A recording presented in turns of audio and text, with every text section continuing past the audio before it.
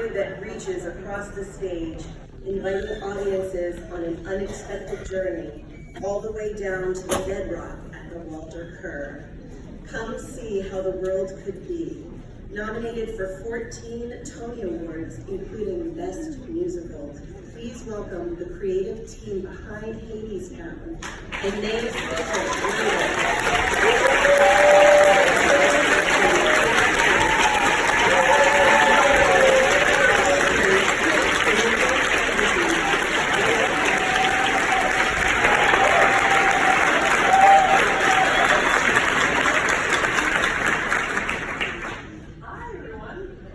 My name is Sara Holdren. I am the critic at New York Magazine and Vulture.com, also a director. I'm so happy to be here today talking to Rachel Chaplin and Anaïs Mitchell. Hi.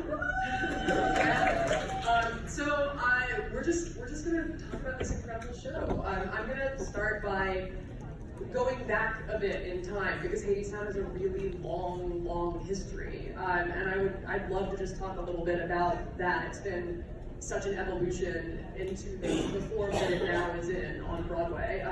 And maybe if you want to start, Anaïs, just with like what the show began as many years ago. Yeah, sure. So Hadestown started 13 years ago in the state of Vermont, where I used to live.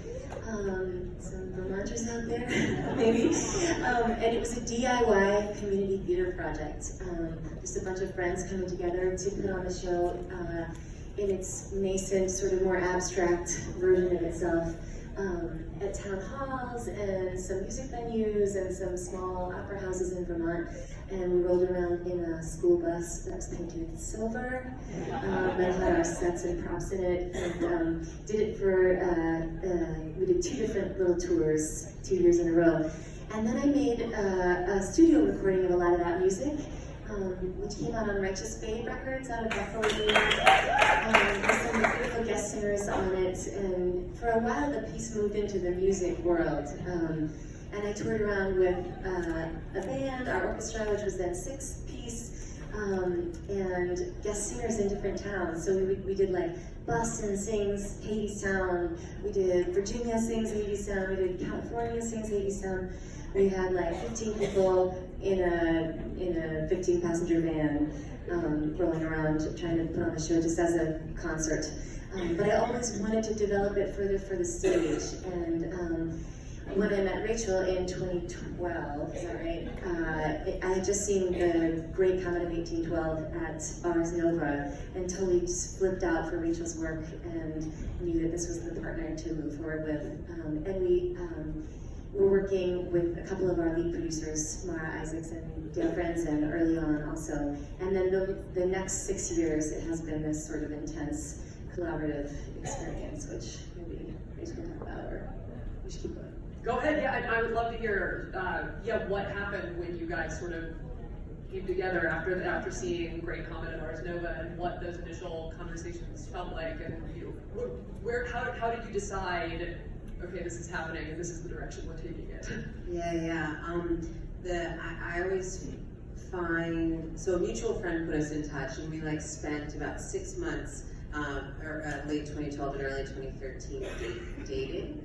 Artistically speaking, and I always find that you can try to talk to someone in the abstract just endlessly about the words collaboration and listening, but like until you really start the work, you truly have no idea how the collaboration is going to go. And so finally, I was actually working in London, and we were having a Skype, which ended up being a 4.5-hour Skype. And very early on, I was just finally like, can I just tell you what I would do if I was directing this? And I remember like the exact same tone of voice. You're like, oh my God, just please tell me something real. Because we'd sort of been talking around and around it for so long. And what that conversation ended up consisting of was me feeding back what I pictured when I listened to the album. Because that was all I had. I didn't have access to the early theatrical life in any way. But I had the beautiful studio document. And the very first image I ever shared was this image, for those of you who've seen the show, of swinging lamps. and listening to the song Wait For Me and just being slayed by the surge in the chorus. And that, Anaïs's music, as well as Michael Chorney and Todd Sickafoos's orchestrations, which I think are quite singular. I had certainly never heard a sound like that sound was or is on a Broadway stage, or, I mean, at that time we weren't even talking Broadway, it was just like in a theater space. And they had, I learned, been with the show basically almost as long as Anaïs had been writing it. So it's also a very different process from how orchestrations usually come into the mix. And we just spent 4.5 hours talking through the album song by song. And I was like, so what happened to Orpheus between this song and that song? Where did he go? These are dramatic questions. And our first argument was about the order of the songs Gone, I'm Gone, where Eurydice says the words, I'm gone.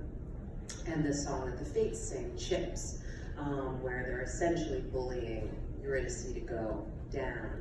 And I was like, they're totally in the wrong order, because on the album it went Gone, I'm Gone, and then Chips. And I was like, but how could they have a reason to sing Chips if she's already made the decision? And it became this kind of microcosm of actually talking about action and drama. Amazing. And just to hop forward to this thing as a collaboration with then actors and musicians and designers. I mean, one of the things I think, Rachel, having watched your work, if anyone saw Great Comet, is that there's such a sense that every performer on that stage would rather be nowhere else at the time. There's just such a sense of that shared collaborative experience and collaborative ownership of the piece, like rolling off the stage towards you. And I think it's really palpable, and I'm interested in hearing about the way, what kind of room that grows out of, and the process that it takes to get to a performance that conveys that kind of shared energy.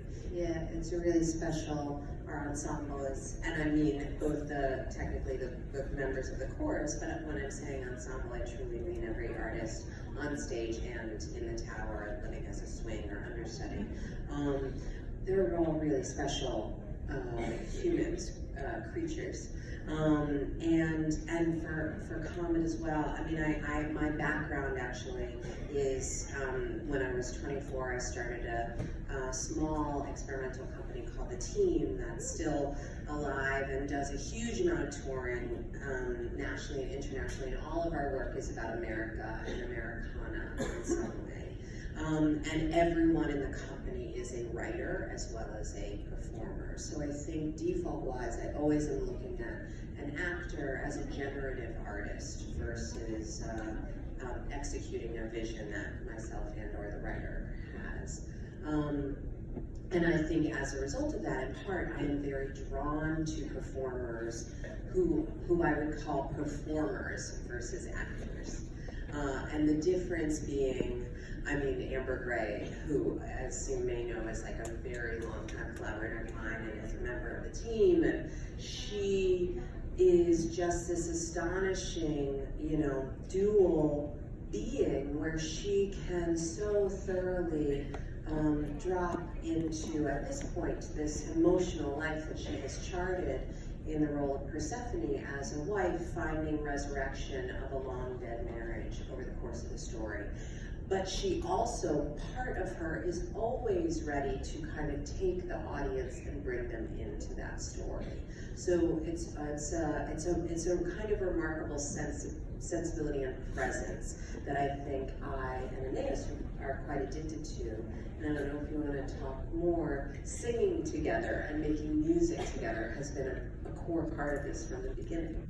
Yeah. I mean, I think in addition to like those times in the van with the kind of musical version of this, our collaboration has gone through we've had many productions out of town. The very first thing the first serious workshop we did together was New York Theater Workshop has this residency at Dartmouth, up in New Hampshire, and we had 2 weeks up there with these just incredible artists and users, nothing to do but hang out and make music. There was many late nights.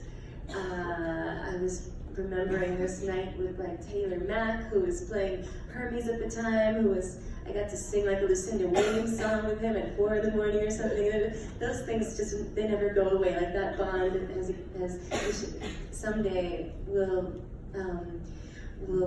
revisit our collaborative version of the Indigo Girls.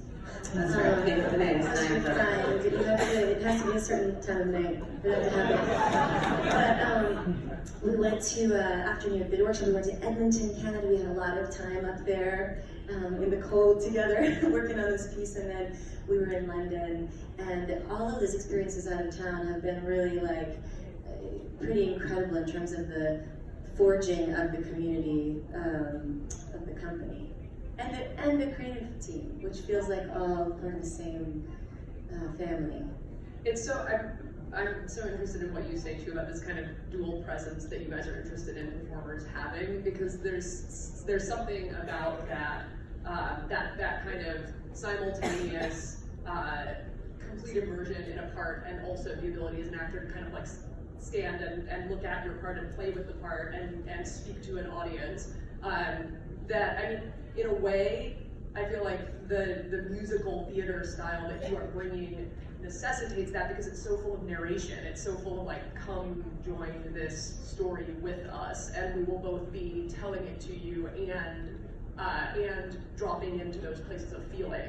I think the narration is part of it, but I also think the fact that like this piece is, I still think at its core a music event, and I think like the score is just mind-blowing, and I think a part of that is the pleasure of singing, and that, you know, there's carrying a character obviously is like the first duty, but there's also the craft of like someone who is just a knockdown, drag-out singer, and how they deliver a song as an athletic feat that I think we would recognize from the nightclub world, but don't necessarily always see as like the primary value in music theater. So I think that's right. There's a way in which that even the space is crafted to be a kind of nightclub, a kind of cabaret that really lets all of the numbers have that performative life.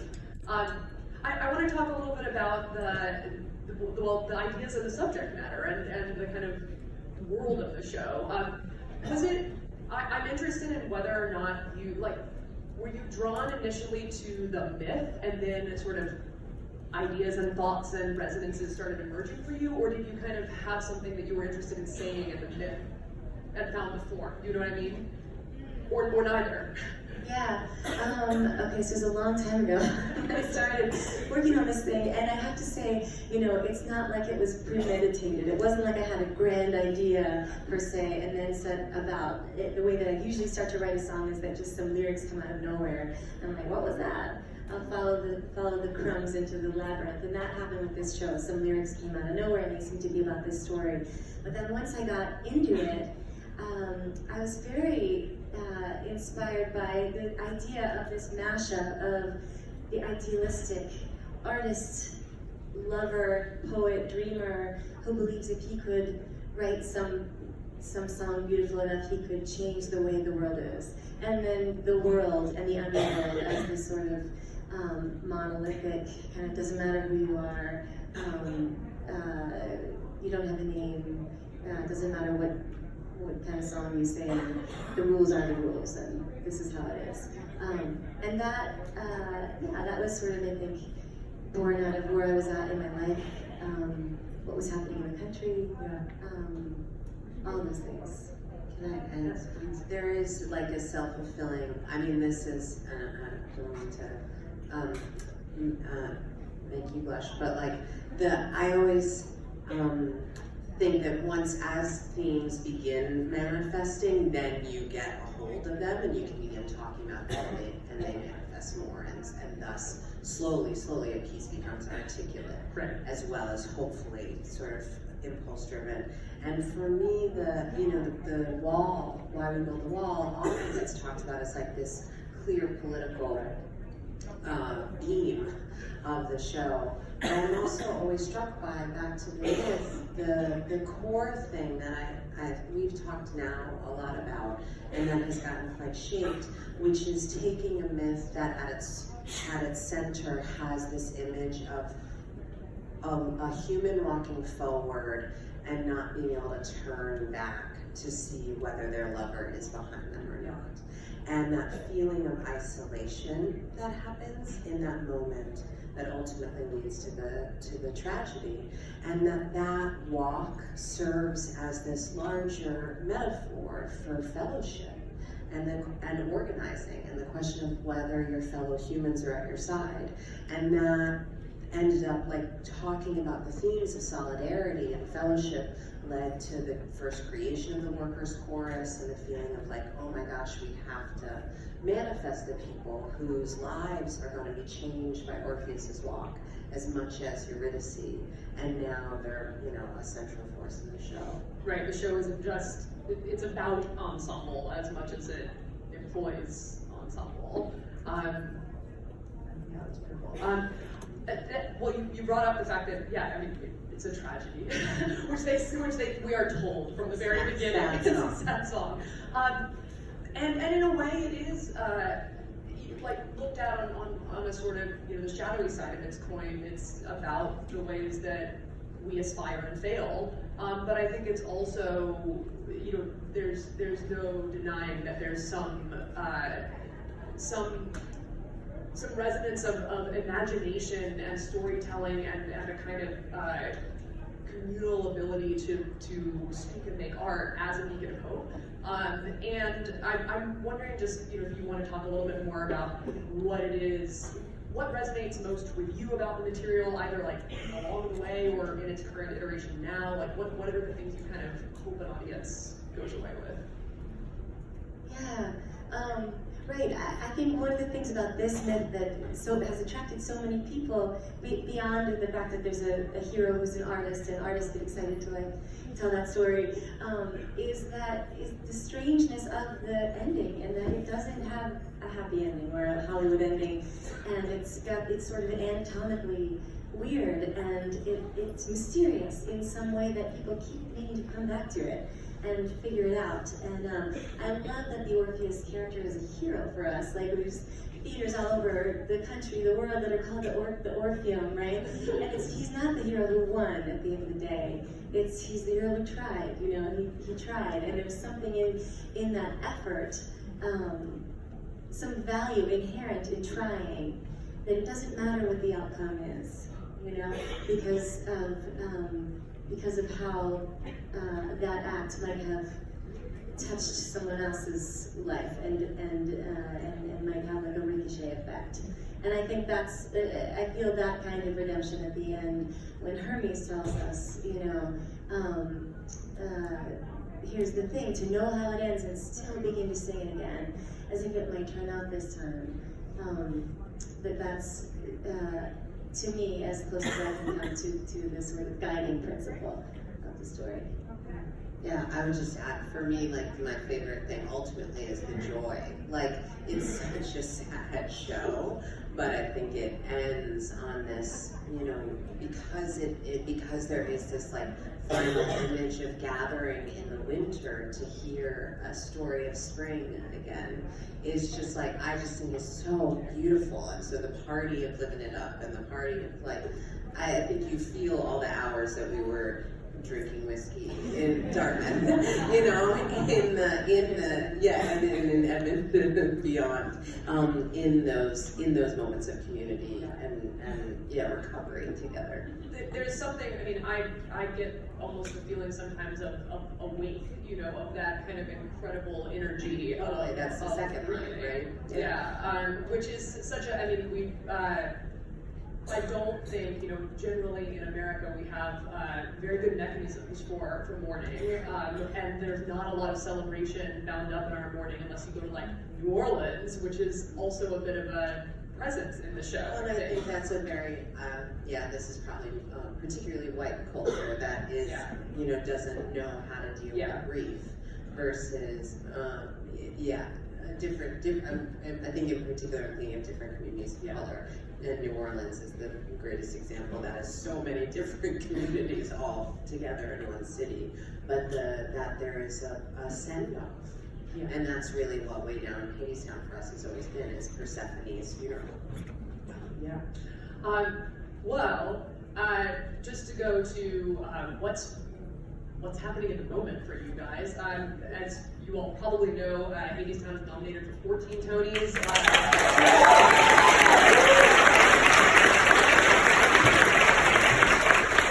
Which is the most of any show at the moment. And Rachel, you are the only woman nominated in any directing category. But that's sad. Yeah, it's like, yeah, I mean, and Anaïs, you were the only woman nominated for Best Score, Best Original Score, and one of 2 women nominated for Best Book of a Musical. And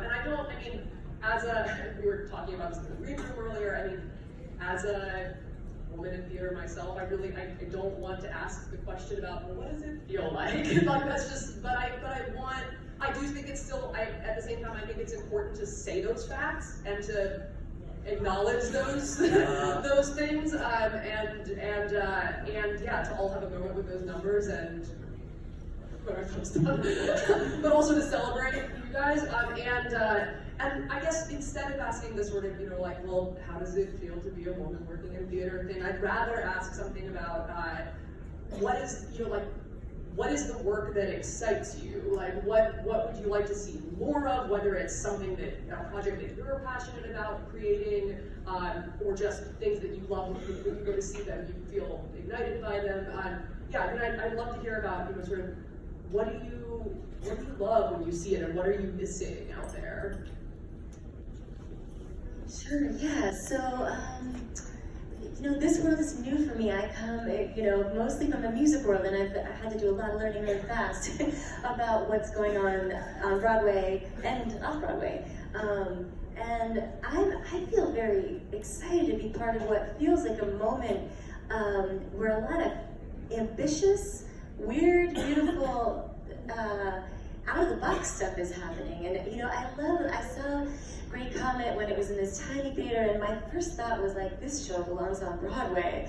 And it was, and then my next thought was like, can that happen? Would that ever happen? And then it did happen for you guys, and that was so exciting. And I'm also seeing a lot of songwriters that come from outside of the theater world, working in the theater, getting excited about bringing their music, putting their music in service of theater, whether it's off Broadway or on Broadway. I'm part of like an email chain that has 7 or 8 female composer lyricists that most of them come from the songwriting world, and like Sara Bareilles is on there, and Shana Taub, and then a bunch of women who maybe you haven't heard of but will, and it does feel like as dismal as the stats are right now, like there are a lot of people that are ready, to jump in, and I'm psyched that Broadway has embraced our show, which came from the Wild Woods and has had this strange path and ended up here, and I hope that we'll continue to see more and more of that. Yeah, totally.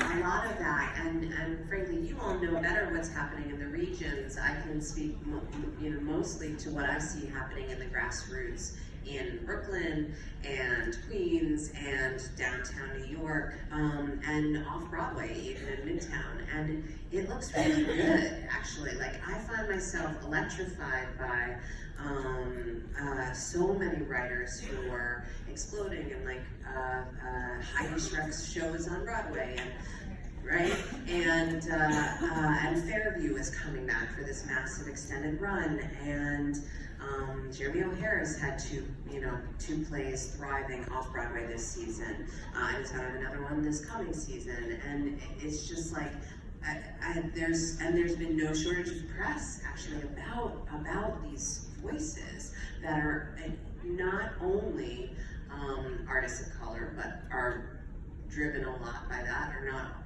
only women, but there's a lot of female force There's trans artists who are cutting through, and there's white cisgendered men, queer and heterosexual alongside them. Like there's a lot of singularity of voices that it feels like are shining through, which is I think the most that any artist can aim for, is just to do what they are going to do best. And I think that it's not, you know, in terms of when it comes back to Broadway and the dismal stats, it's happily, I don't think anyone can say it's a pipeline problem anymore. Everyone's ready to go. So it just takes sort of getting over the idea that directing on Broadway or writing for Broadway is a prerequisite for directing on Broadway or writing on Broadway, because that can only end in more dismal stats. Yeah. I just want to also shout out our two of our lead producers who've been with the show for so long, who are also women, and it's also their Broadway debut, so they're coming in, you know, and have really trusted our instincts from the get-go, and so that I know that kind of change is happening in the producing world too. It's all connected, obviously. Yeah. Well, I'm kind of interested actually in, so I feel like, you know, that these panels happen and someone comes in with questions, and if, you know, sometimes if I've been on the receiving side of something like this, it's one of those things where I'd like to ask, like, what questions, you know, like, what questions am I missing? What questions are the people who are interviewing about this show missing? Like, what do you want to talk about? What's like the thing that's like, I really wish I got to say this every time I'm interviewed on Hadestown, you know? I would love to talk about the choreography. I would actually, if we get to talk about that. Please. Yeah, David Newman, who I had known for years from the downtown world and the world of, you know, choreography versus musical theater choreography, which are not mutually exclusive, but different, you know, different zip codes. And David's work has like grown so organically as this show has grown. And part of that is he and I figuring out, it was nice actually, we were doing taping for the Kelly and Ryan show this morning for air tomorrow. And a couple of the ensemble were teasing us about how nicely we work together. He brings a sensibility because his background, I mean, he was breakdancing, like running away from home to breakdance when he was a teenage, like 12, 13, living in Jersey. And that is present in his work. And time studying abroad as both a student, but really as an adult for years and years and years, his work in Japan, his work in West Africa, as well as his work in New Jersey.